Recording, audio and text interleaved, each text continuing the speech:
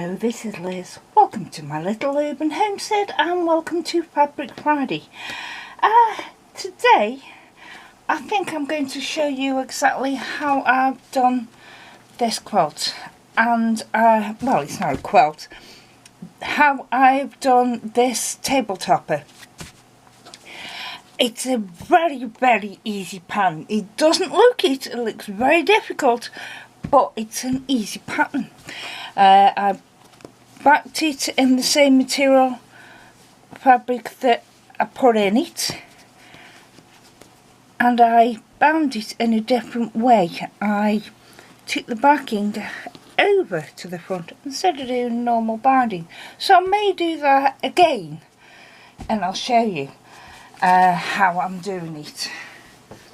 I've decided today to also do some placemats, and you've seen this material before, the pineapples, and it's just plain on the back. I've got some mud in the middle and it's there ready for quilting. So next time I get my Janome machine out, next time I get my new home out to quilt something, I'll quilt these, and I'm going to be putting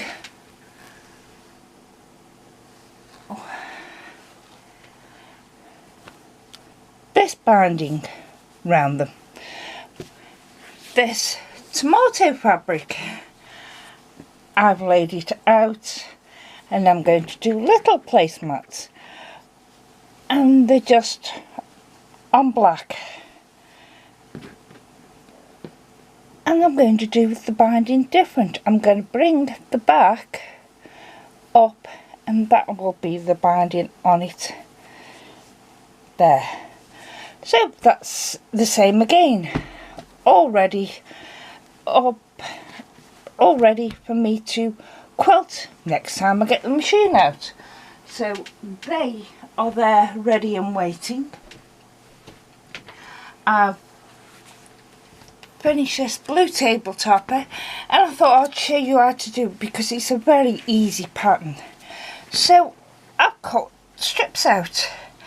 Basically, let me just show you on this.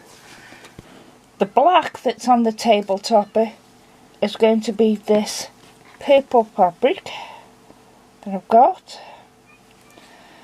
The blue will be this flowery. It was a fat quarter, so I'll just cut it up. And obviously the white will be the same as the white. So to get it started, all I've done is I've cut 4 strips of the white at 2 inches width of fabric. Now if I don't use them all on the table topper itself for these internal squares, I'll be able to put it as a binding around it. So I'm not bothered about that if I may have a bit too much there. So that's 2-inch squares. Now I remember when I was making it, this black, I think it used 4 2-inch strips with the fabric again, because these are all 2-inch strips. So I'll cut 4 2-inch strips. Also, to get these little squares on here, 4 3.5-inch squares. And for where I put the blue,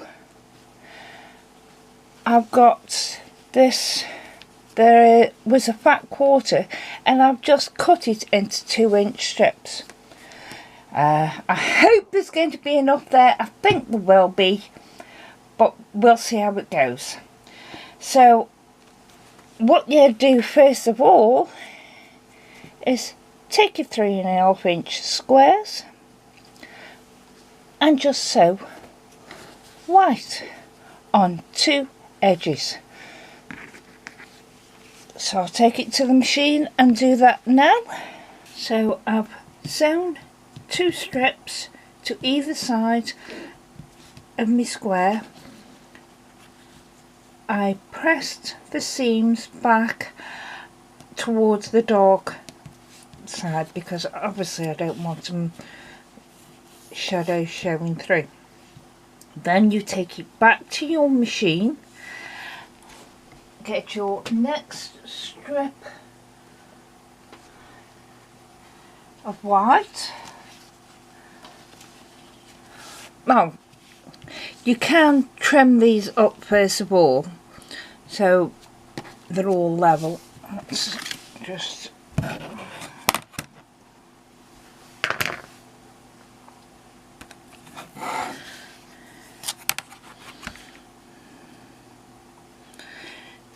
very hard to do this, so I'm only going to show you on one side.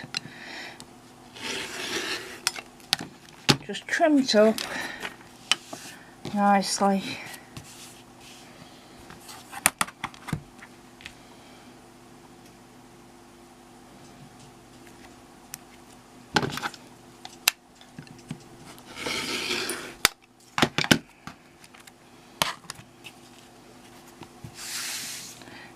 Take it back to your sewing machine and sew another piece on both sides. Once you've done that on one side, press it back again, trim it up and sew another one. I didn't trim it up, I will admit. And then you get that. Press it nice. Obviously here there is no dark side to press to, so you make it follows. There you can see it from the back now. Now to trim all this up, if you get your ruler, make sure that the line is straight and it's 1.5 inches. 1.5 inches from your inner square to the edge and trim.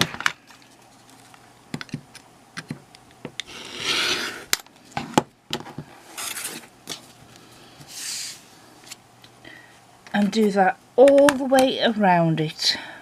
So when you've done that and you've trimmed it all up, you get your next colour, which in my case are these, and we do exactly the same again. That's the 4 done, and we've gone round these 4 squares once and twice, and each time we've gone round we've trimmed this piece up here to exactly 1.5. You could do it to 1 3/4 or 1 1/4, whichever you wanted to do. I've done it at 1.5. It was easier that way. And now we're on the last go around. So the same colour that I used in the square, I'm using to put round it. So I'm going to do exactly the same as we've done before and trim it up so it's also 1.5 inches. That's it. I've gone around it again with the same colour as I used in the middle square, and I've trimmed it again to 1.5 inches. I have cut it completely down the middle and across, so you've got 4 identical ones, and now it's just a matter of putting them together, finding a pattern you like it and sort of do it that way, whichever way you want to. That's more like similar to a fence rail, but I like this pattern. So that's what I'm doing again, and to do this pattern it's basically to do this pattern it is basically, there's your square that you've just done,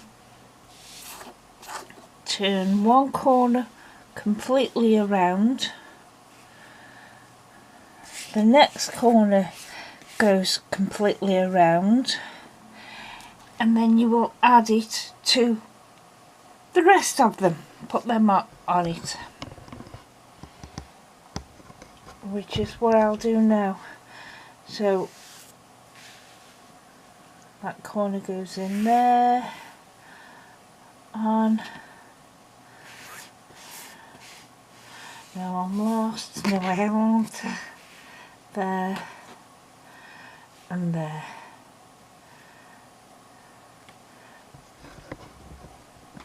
And there we have the pattern, and we just, now I've got to do the setting corners, so I'll have to see if I can remember what sizes I did last time.